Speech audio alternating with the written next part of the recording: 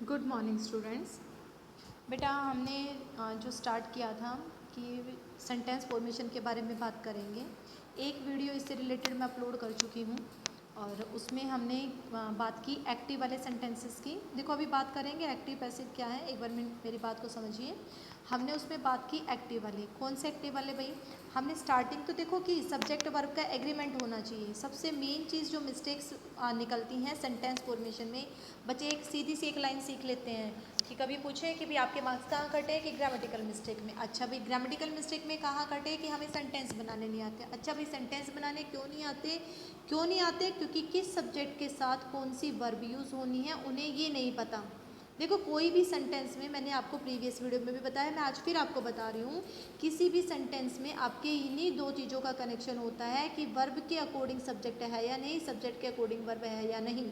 ठीक है, यही दो कनेक्शन आपके सेंटेंस की फॉर्मेशन करती हैं।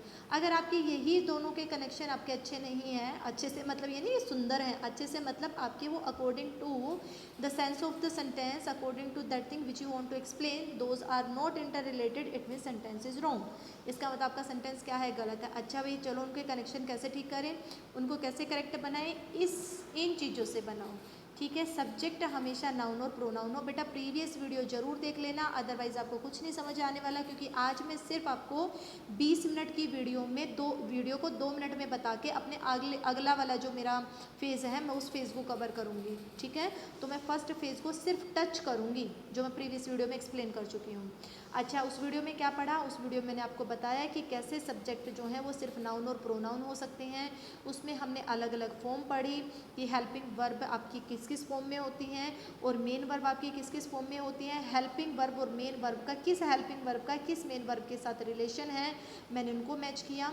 ठीक है, और फिर हमने इन एग्जाम्पल्स की हेल्प से उन सारी सिचुएशंस को समझा जो प्रीवियस वीडियो में हमने किया। अच्छा आज क्या करने वाले हैं? देखो कल हमने जो फॉर्मेशन पढ़ी ना बेटा, कल मीन्स प्रीवियस वीडियो में, वो फॉर्मेशन हमारी कौन सी थी? एक्टिव की थी। सिर्फ हमेशा सेंटेंस एक्टिव में नहीं लिखे जाते, सेंटेंस पैसिव में भी लिखे जाते हैं। एक्टिव और पैसिव क्या मैम? एक्टिव और पैसिव आपकी फॉर्म है। किसकी फॉर्म है? ये वर्ब की फॉर्म है। कब यूज़ होती है? तब यूज़ होती है जब ये दो सिचुएशंस होती हैं। कौन सी सिचुएशन? पहली सिचुएशन जो देखो, ये तो हमने अभी बात की कि बिना वर्ब के सेंटेंस कंप्लीट नहीं होगा। अगर जो वर्ब यूज़ कर रहे हो उसका कनेक्शन, वो वर्ब, वो काम, वो एक्शन सब्जेक्ट ने किया है, इट मीन्स वो आपका क्या है? एक्टिव है। वहाँ एक्टिव का यूज़ करोगे। सब्जेक्ट ने अगर वो काम किया है तो एक्टिव में लिखिए सेंटेंस को। अगर जो सब्जेक्ट यूज़ किया है उसने उस एक्शन को नहीं किया है, जो एक्शन आप उस सेंटेंस के अंदर यूज़ कर रहे हैं, तो आप आंसर दीजिए पैसिव में, मतलब सेंटेंस को बनाइए पैसिव में। कैसे मैडम? ऐसे, जैसे देखो हमने लिखा authority took the decision against student. ठीक है, लिख दिया। अब इसमें जो डिसीजन लेने का काम है वो किसने किया है? अथॉरिटी ने लिया है। वर्ब का सीधा रिलेशन है किसके साथ? सब्जेक्ट के साथ। तो ये आपका क्या है? किस में लिखा गया? एक्टिव में। ठीक है, लेकिन सेकंड एग्जांपल देखिए, strict action should be taken against those found guilty. अच्छा सब्जेक्ट क्या है आपका? एक्शन, स्ट्रिक्ट एक्शन, और आपकी वर्ब क्या है? टेकन। अब ये एक्शन, ये काम क्या सब्जेक्ट ने ही किया है? नहीं किया है। नहीं किया है तो हमने इसे किस में लिखा? पैसिव में। अब मैम ये कैसे पता चले कि ये पैसिव है? अरे पैसिव, हमें पैसिव की फॉर्मेशन में और एक्टिव की फॉर्मेशन में डिफरेंस होता है। क्या डिफरेंस होता है? हम पीछे पढ़ के आए थे, प्रीवियस वीडियो मैंने आपको बताया था कि मॉडल के साथ हमेशा वर्ब की फर्स्ट फॉर्म यूज़ होती है। शुड आपका मॉडल है ना? ठीक है, अच्छा मॉडल्स के साथ हम हमेशा फर्स्ट फॉर्म यूज़ करेंगे, but here I am saying with modal what is used? Third form of the verb is used. Why? Because be is added. And why be is added? Because of passive form.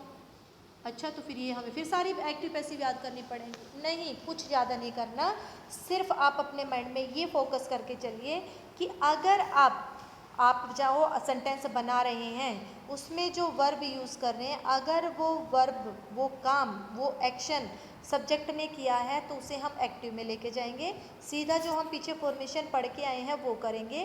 Practice makes the man perfect बेटा। आप जितना active passive तब सीख पाएंगे जब आप sentences लिखेंगे।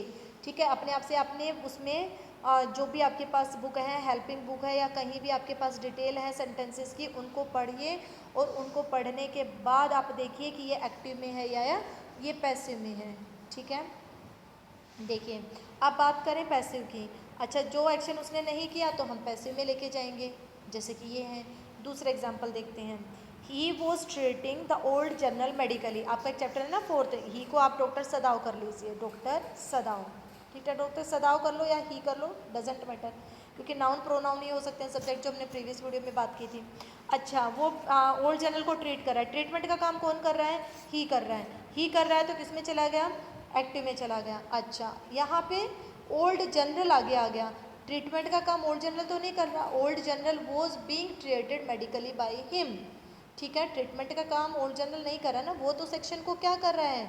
Receive कर रहा है। तो यही तो बात है, if action is done by the subject तो वो आपका एक्टिव है। If action done to the subject या subject receive the action, subject उस एक्शन को रिसीव करे तो वो आपका क्या बन गया? पैसिव बन गया। So simple. ठीक है, बात समझे? चलो एक और एग्जांपल से समझाती हूँ आपको। Servant had refuse to wash the American soldier. Servant ने अमेरिकन सोल्जर को वॉश करने से मना कर दिया था भाई। ठीक है, हमने एक्टिव में बनाया हेड प्लस। यहाँ पे देखो, रिफ्यूजिंग का काम किसने किया?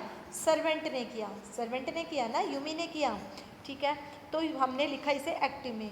बट यहाँ पे हम देखें तो उसका वॉशिंग का काम, the American soldier had been washed by हैना। जो वॉशिंग का काम है क्या वो अमेरिकन सोल्जर ने किया? नहीं किया। किसने किया? हैना ने किया। तो सब्जेक्ट ने तो वो एक्शन नहीं किया ना, तो इसलिए ये किस में है? पैसिव में है।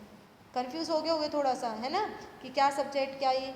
सिंपल सी बात है बेटा कि जो वर्ब यूज़ की, अगर पहले जो सब्जेक्ट आ रहा है उसने उसको किया तो एक्टिव में सेंटेंस बनाओ, अगर उसने उस सेंटेंस को नहीं किया तो पैसिव में सेंटेंस बनाओ। ठीक है, समझ आई बात? चलिए आगे देखिए। अगर हम एक्टिव की बात करें, एक्टिव की चेंज होगा, एक्टिव और पैसिव में चेंज होगा। एक्टिव की फॉर्मेशन हम ये पढ़ के आए, मैंने बहुत डिटेल में बताई आपकी फर्स्ट वीडियो में। प्रैक्टिस आपको खुद करनी पड़ेगी। 2 दिन की प्रैक्टिस आपको 98 तक 97 तक पहुंचा सकती हैं, और इस प्रैक्टिस को इग्नोर करना आपको 85 पे 86 पे लटका सकता है या 90 तक पहुंचा सकता है। 90 से आगे का सफ़र आप तय नहीं कर पाएंगे, 85 भी मुश्किल से कर पाएंगे फिर आपने। तो आगे की जर्नी कवर करनी है तो प्रैक्टिस करनी पड़ेगी। अच्छा, आ जाते हैं एक्टिव में। ये फॉर्मेशन हम पढ़ के आए कि बी के साथ लगेगी V4, हैव के साथ लगेगी V3, डू के साथ लगेगी V4। ये क्या है?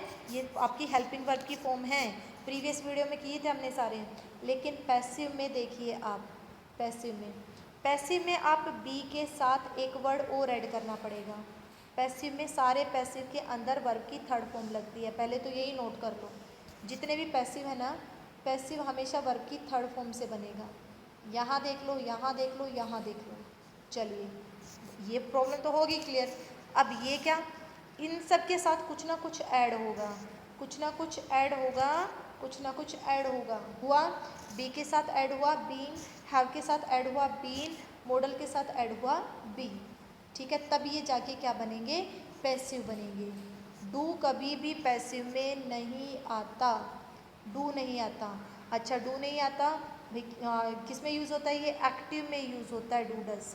ठीक है, जैसे उसने वहाँ पे हमने एक सेंटेंस किया था, he didn't beat his children. उसने अपने बच्चों को कभी नहीं पीटा। He didn't beat his children, पढ़ा था ना हमने ये। तो ये आपका क्या हुआ? एक्टिव हुआ। हम इसे आप पैसिव नहीं बना सकते, पैसिव बनाएंगे तो यहाँ वॉज नॉट बीटन हो जाएगा। ठीक है, पैसिव में डू डज डिड नहीं आते। पैसिव में डू डज डिड आपके इज एम आर और वॉज वर्ब में चेंज हो जाते हैं, जो कि बी की अलग अलग फॉर्म है। ये बी की फॉर्म, ये बी में क्या लिख रही हूँ ये फिर मैं बता देती हूँ, प्रीवियस वीडियो में समझ आएगा। ठीक है, तो इस तरह से आप अगर मैं आपको ये क्यों बता रही हूँ, मैं आपको इसलिए बता रही हूँ, जब आप अपना आंसर लिखो, जब आप सेंटेंस बनाओ, तो आपको ये देखना है कि मैं एक्टिव में लिखूँ या पैसिव में लिखूँ। अच्छा, ये कौन डिसाइड करेगा कि एक्टिव में लिखूँ या पैसिव में? ये डिसाइड करेगी वो वर्ब जो आप उस सेंटेंस में यूज़ कर रहे हैं। अगर वो काम उसने किया है सब्जेक्ट ने तो एक्टिव में लिखो, अगर वो काम उस सब्जेक्ट ने नहीं किया है तो पैसिव में लिखो, वो डिसाइड करेगी। I hope you got this thing. उम्मीद करती हूँ आपको ये बात समझ आ गई होगी, क्योंकि मैं ऊपर आपको 4 एग्जाम्पल दे के आ चुकी हूँ कि वॉशिंग का काम इसने नहीं किया तो ये पैसिव में बना, ठीक है। ये वहाँ पे वॉश का काम, जो रिफ्यूज़ का काम था, ये इसने किया था तो ये आपका एक्टिव में बना था, ठीक है। चलिए अब कुछ और 2-3 पॉइंट हैं जो सेंटेंस फॉर्मेशन में आपकी हेल्प करते हैं। देखो, एक तो सीधी स्टेटमेंट कि आपने एक्शन पे वो स्ट्रेस देके और सेंटेंस बना दिया, लेकिन कई बार क्वेश्चंस इस तरह से पूछा जाता है कि भी ओल्ड जनरल ने, कोई भी एग्जांपल दे रही हूँ मैं सिर्फ, ओल्ड जनरल ने जो है वो डॉक्टर सदाव को क्या कहा, क्या प्रॉमिस किया, या डॉक्टर सदाव को क्या कहा, डॉक्टर सदाव को क्या कहा, what did the old general से टू डॉक्टर सदाव, ठीक है। व्हाट डिड ओल्ड जनरल से टू डॉक्टर सदाव, क्या कहा। अब आपको ये तो बताना पड़ेगा कि भी क्या कहा, तो इसमें आपको उसके वर्ड यूज़ करने पड़ेंगे कि ओल्ड जनरल ने ये कहा। देखो जैसे मैं यहाँ लिखा मैंने, the old general told the surgeon that, the old general told the surgeon that he would send his assistants to kill the soldier, ठीक है। He would send his assistants to kill the soldier, ये कहा।